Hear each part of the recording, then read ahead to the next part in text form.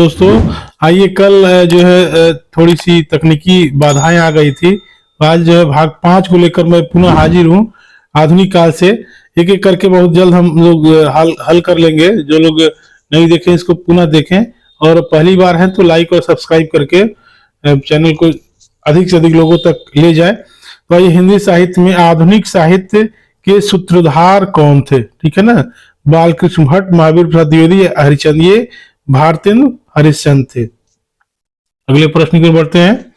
इससे पहले भारतेंदु जी के बारे में थोड़ा सा और जान लीजिए कि इनका जन्म जो है 1850 से 1885 तक।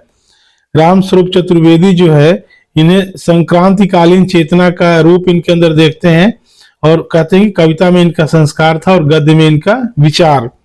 ये सब याद रखिएगा। 1868 में कवि वचन सुधा इनकी पत्रिका आती है, जिसमें विलायती वस्त्रों का ये बहिष्कार करते हैं। 73 में जो है हरिश्चंद्र मैगजीन आती है, हिंदी नई चाल में ढली की बात करते हैं इसमें, और वही बाद में इसका नाम जो हरिश्चंद्र चंद्रिका हो जाता है। बाद में जो है 1874 में बाल बोधनी पत्रिका आती है। यहाँ जो है खड़ी बोली का प्रयोग ये केवल गद्य में करते हैं और काव्य में ब्रजभाषा का प्रयोग करते हैं। यह प्रश्न भी आया था कि 1880 में भारतेंदु उपाधि इनको काशी के पंडितों ने दी थी। 1883 में नाटक निबंध बहुत ही महत्वपूर्ण था इनका, जो आलोचना की आधारशिला बनता है। 18 वर्ष की उम्र में ही मात्र विद्या सुंदर का बांग्ला से अनुवाद करते हैं। हजारी प्रसाद द्विवेदी का कथन भी याद रखिएगा कि इनका पूर्ववर्ती काव्य जो है साहित्य संतों की कुटिया से निकलकर राजा रईसों के दरबार में पहुंच गया था।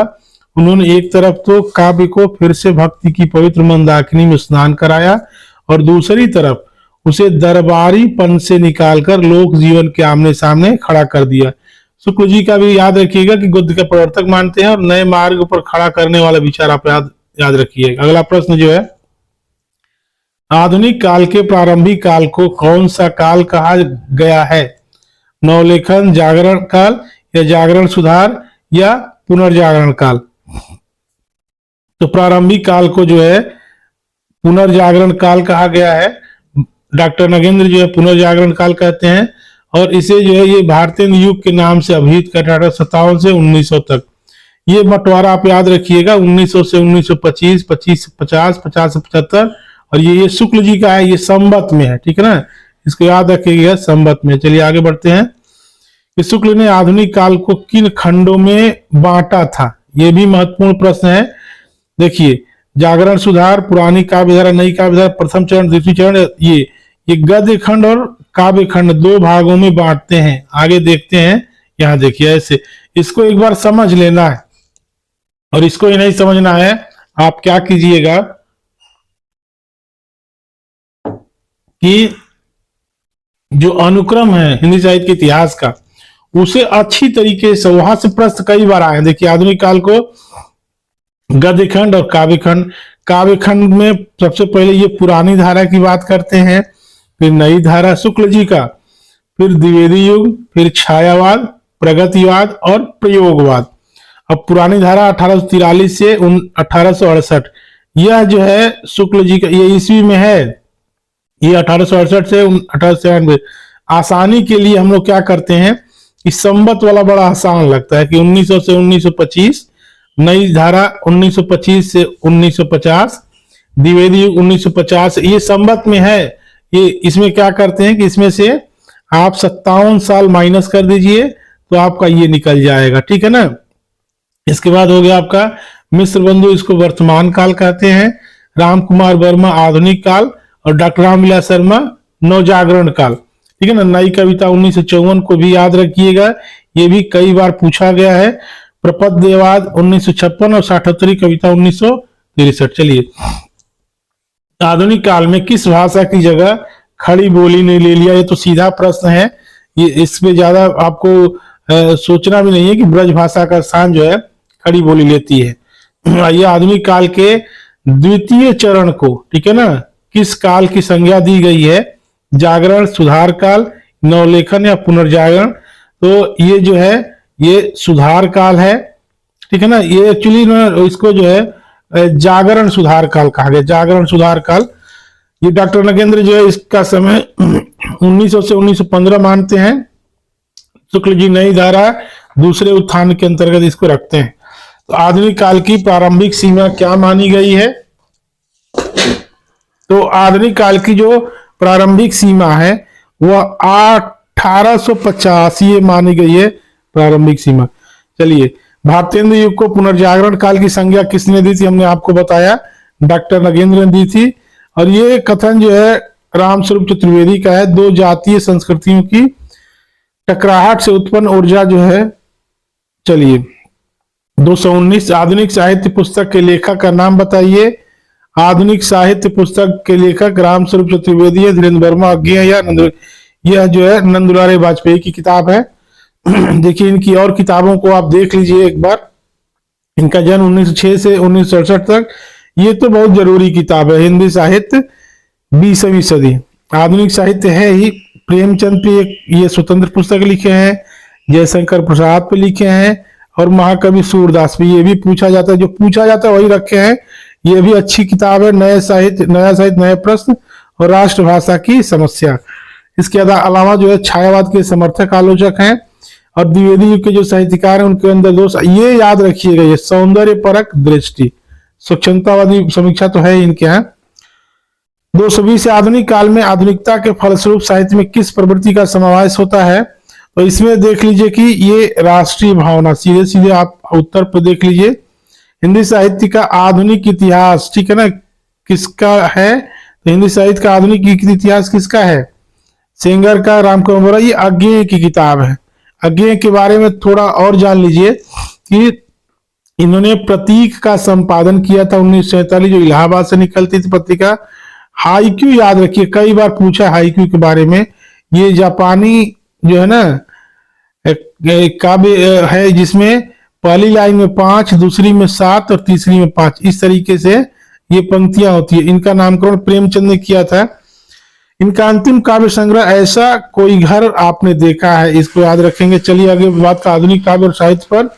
भारतेंदु मंडल कवियों में से कौन सम्मिलित नहीं था? अब देखिए, जगमोहन सिंह तो थे ही, बद्रीनाथ चौधरी प्रेमघन भी थे, राधा कृष्ण दास भी थे।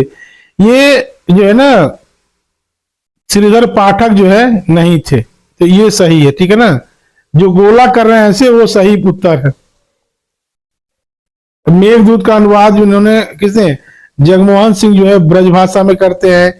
प्रेमघन के बारे में मयंक महिमा, ठीक है ना, इनकी किताब महत्वपूर्ण है।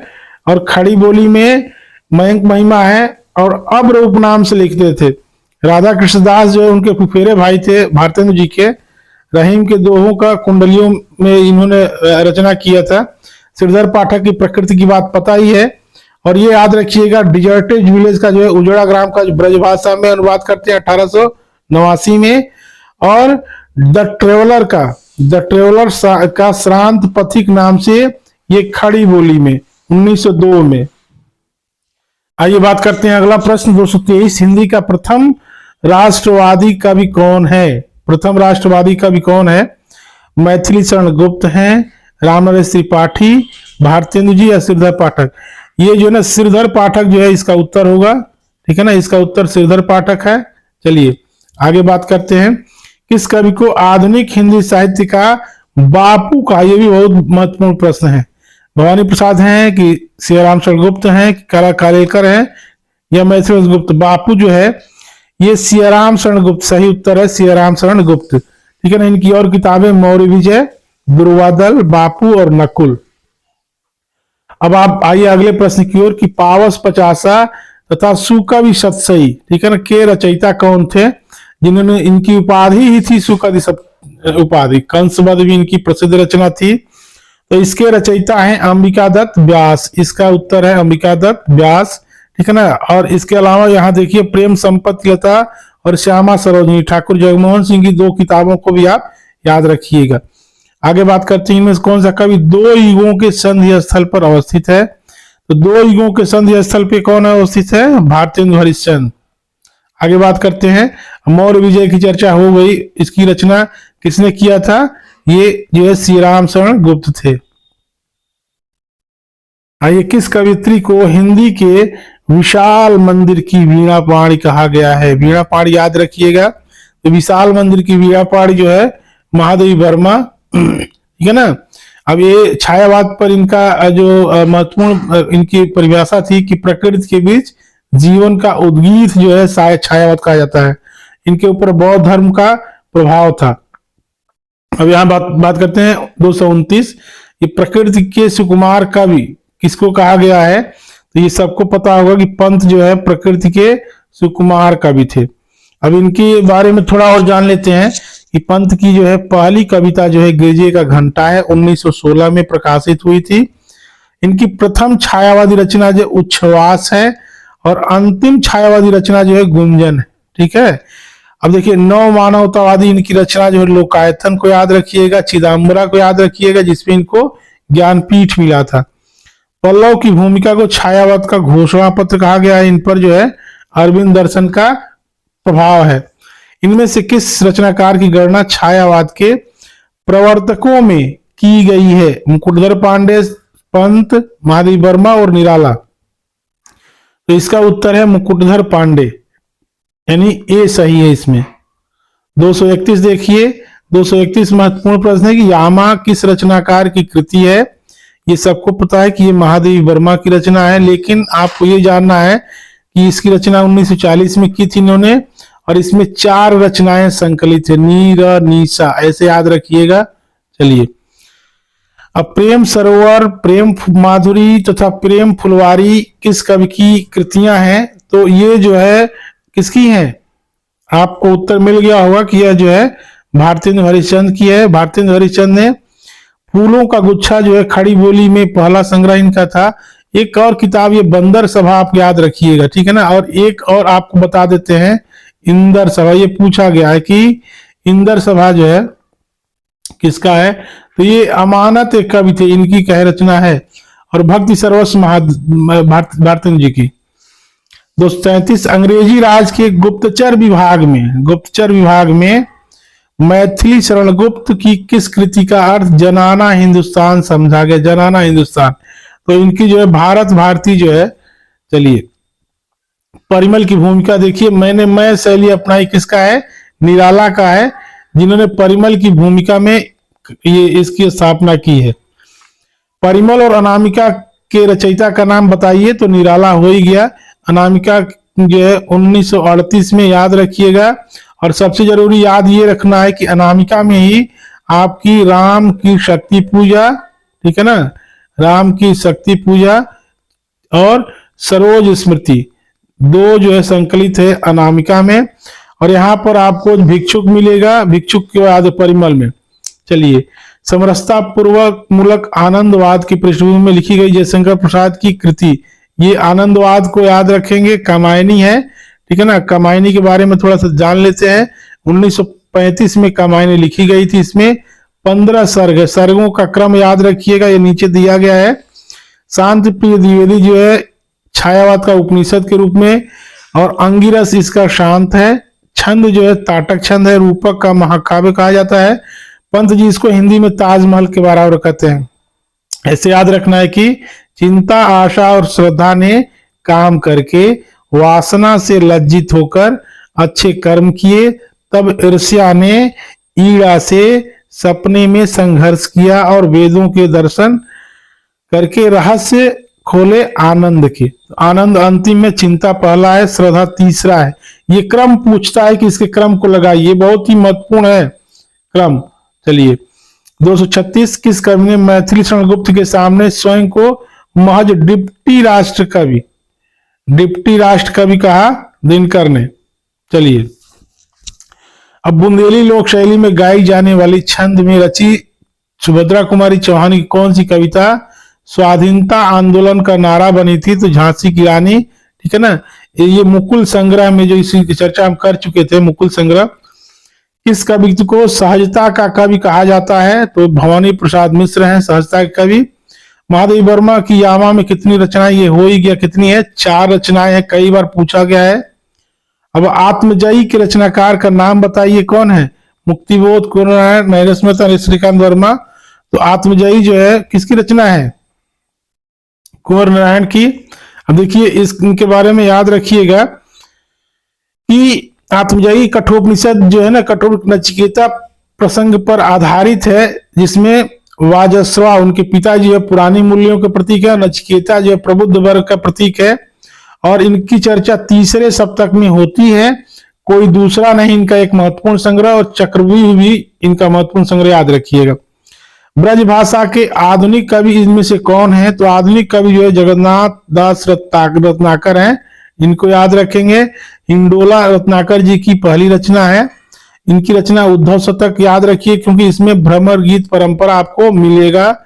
बिहारी रत्नाकर इनका महत्वपूर्ण जो है संपादन है। इसके अलावा हमीर हट दीप प्रकाश का भी ये संपादन करते हैं। आगे बढ़ते हैं कि कैदी और कोकिला किस रचनाकार की है? तो इस पे चर्चा हो ही गई है, माखनलाल चतुर्वेदी की। अब देखिए ये याद रखिएगा, बच्चन जी की रचना त्रयी में शामिल नहीं है। देखिए इनकी रचना त्रयी में मधुबाला है, मधुकलश है, मधुशाला। निशा निमंत्रण इसमें, यानी इसका उत्तर डी है। आंसू की बालिका जो है किस कवि की रचना है? तो आंसू की बालिका जो है किस कवि की है? तो ये पंत की रचना है। चलिए आगे बढ़िए। आधुनिक हिंदी में राम काव्य का लोकप्रिय प्रबंध काव्य कौन सा है? तो राम काव्य का लोकप्रिय प्रबंध काव्य साकेत है। अब देखिए इनके बारे में जान लेते हैं कि 1906 में मैथिली शरण गुप्त जो है 1906 में जो सरस्वती में लिखना शुरू इन्होंने कर दिया था। साकेत में उर्मिला का वर्णन है, यशोधरा में गौतम बुद्ध की पत्नी थी, इनके बारे में है। विकट भट्ट जोधपुर के राजपूत राजा सरदार की 3 पीढ़ियों की बात की गई है, वचन निभाने की बात इसमें है। रंग में भंग जो है राजपूती शान की बात है। गुरुकुल में सिख गुरु की बात, किसान में किसान है। जैनी जो मार्ग की पुत्री पर लिखा गया जो है काव्य है। जयद्रथ वध पंचवटी और प्रबंध काव्य, दोनों प्रबंध काव्य है। मनुष्यों की मुक्ति की तरह कविता की मुक्ति की बात जो है निराला करते हैं, ये प्रश्न हो ही गया। आगे बढ़ते हैं बात। उर्वशी के रचनाकार जो है रामधारी सिंह दिनकर है। चुभते चौपदे और चौखे चौपदे किस कवि की रचना है? हरिऔध की रचना है। आगे बढ़िए कि किस कवि को राष्ट्र कवि की उपाधि दी गई? ये तो सभी को पता होगा, राष्ट्र कवि जो है मैथिली शरण गुप्त, इसका सही उत्तर है 250। देखिए किस कवि ने गांव गांव घर घर घूमकर रात रात भर घरों के पिछवाड़े बैठकर सोहर और विवाह गीतों को चुन चुनकर उनसे कविता कौमुदी संकलन तैयार करवाया थी, ये राम नरेश त्रिपाठी। इनकी 2-3 रचनाएं, मिलन पथिक स्वप्न भी याद रखिएगा। अब आइए 51 छायावाद के उपादानों के लेकर किस कवि ने श्री शारदा पत्रिका में लेखमाला निकाली थी? प्रसाद थे, निराला, मुकुटधर पांडे। आपका उत्तर आप मिल गया होगा कि इसके जो है मुकुटधर पांडे हैं। यह लेखमाला जो है 4 भागों में निकली थी 1920 में, और इनको जो छायावाद के प्रवर्तक के रूप में माना जाता है। चलिए अब ये देखिए, रोवा हूं सब मिली आवूं भारत दुर्दशा न देखी जाई। तो भारत दुर्दशा किसका है? भारतेंदु हरिश्चंद्र का। इसमें कुछ याद रखना है कि यह जो है नाट्य राशक या लास्य रूपक है। संवत 1933 मिलता है। डिसलॉयल्टी आप याद रखिए, ये भी पूछा गया है कई बार कि इस रचना में इसका उल्लेख है डिसलॉयल्टी का। खड़ी बोली हिंदी का पहला महाकाव्य जिसपे हमने बात कर दिया है, हरिऔध का, कब है? 1914 में।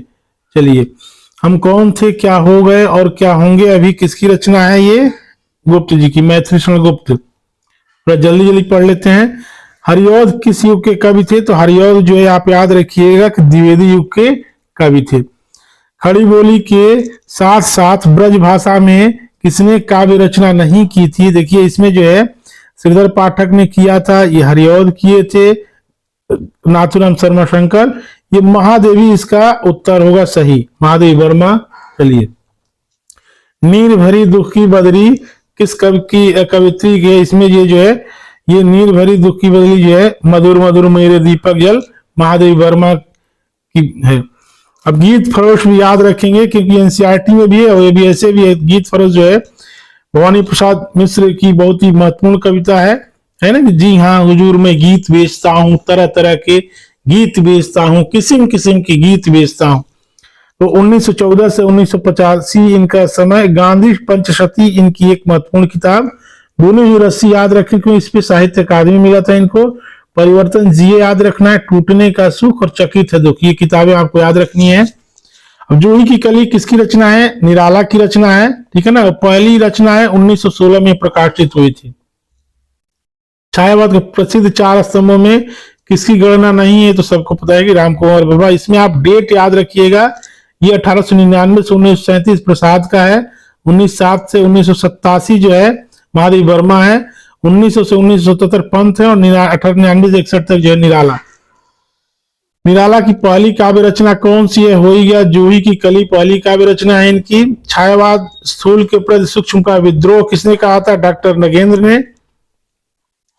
कला और बूढ़ा चांद किसकी रचना है? कला और बूढ़ा चांद बहुत प्रसिद्ध रचना है, किसकी रचना है? ये पंत की।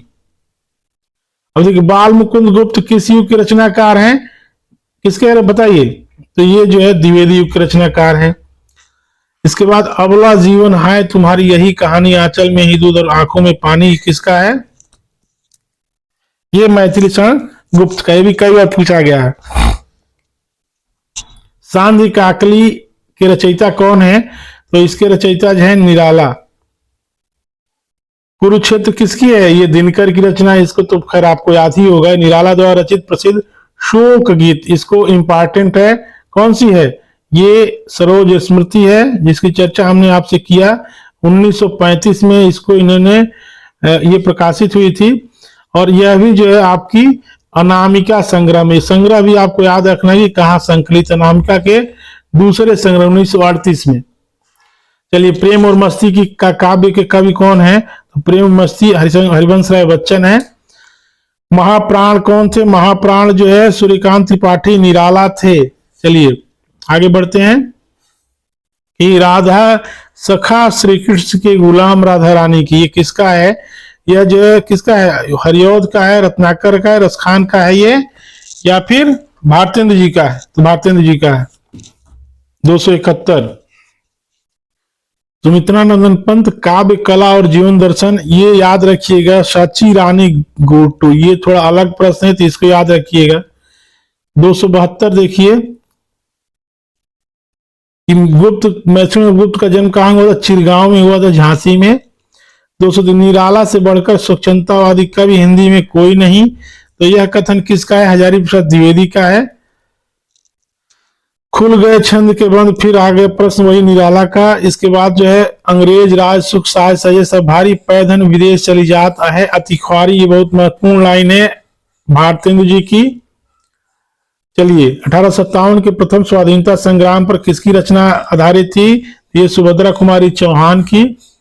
सियाराम शरण गुप्त किस विख्यात कवि के अनुज थे? तो मैथिली शरण गुप्त के अनुज थे। प्रिय प्रवास होएगा, ये प्रबंध काव्य था 1914 में। निराला की साहित्य साधना किसकी किताब? ये याद रखिए रामविलास शर्मा के 3 भागों में है। 80 जो है किसके नवीन छंद को देखकर रबड़ छंद कहकर मजाक उड़ाया गया था? निराला के रबड़ छंद को। और आज जो है जयशंकर प्रसाद की किस कृति को छायावाद की प्रथम प्रयोगशाला जो है झरना को कहा गया है?